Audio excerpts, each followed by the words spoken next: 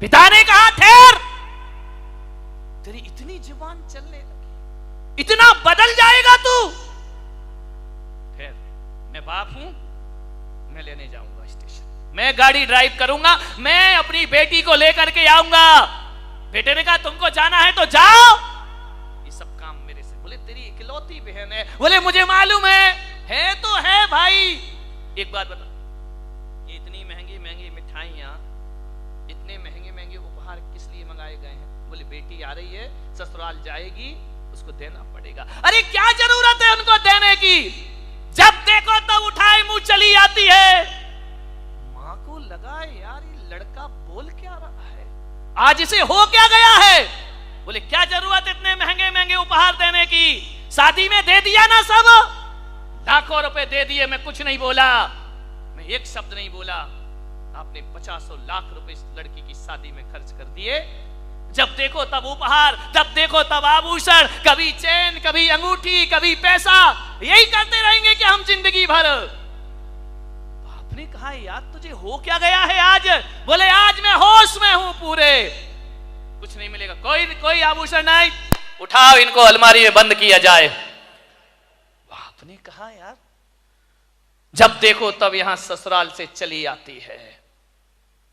बाप मां ने कहा बेटा एक बात ध्यान रख, बहुत ज्यादा हो गई अब बात, वो मेरी लड़की है, बराबर का हक है उसे यहां आने के लिए। तेरा घर है तो उसका भी घर है, वो इस घर की बेटी है। बाप ने कहा कि तू ज्यादा जुबान मत चला, हम उसे उपहार देते हैं, साड़ी देते हैं, अंगूठी देते हैं, तेरे से तो पैसा नहीं मांगते हैं ना, मैं अपना कमाया हुआ देता हूं, और तेरे रहते हुए मैं अपनी बेटी का कुछ नहीं कर सकता सत्कार। मैं क्या करता हूं, मैं तुझसे 1 रुपया मांगता हूं। लड़के ने कहा कुछ भी हो ये सब उसको नहीं दिया जाएगा। बाप ने कहा ठीक है ठहर, मैं लेने जाऊंगा। बोले ठहर जाओ, बहुत हो चुका नाटक इस घर में, ये भर भर के थैलियां भेज दी जाती हैं लड़की के घर में। मां रोने लगी कि आज त्योहार का दिन है, तू कैसी बातें कर रहा है।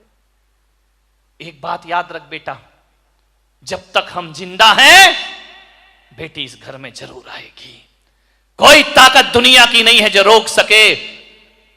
हमने तुझे पाला है तो उसे भी पाल पोस कर बड़ा किया है, उस बेटी का अधिकार इस घर में पूरा रहेगा।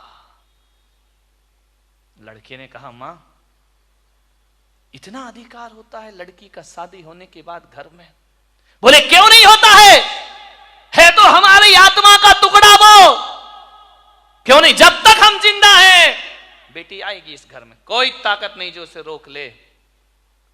बेटे ने कहा मां बहुत दर्द हो रहा है ना मेरी बातों का। बोले तुझे शोभा देता है, अपनी बहन के लिए ऐसा बोलता है?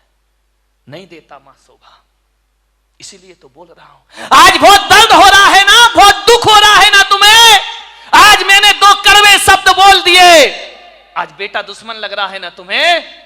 बोले बेटा दुश्मन नहीं, लेकिन तू ऐसा क्यों बोल रहा है?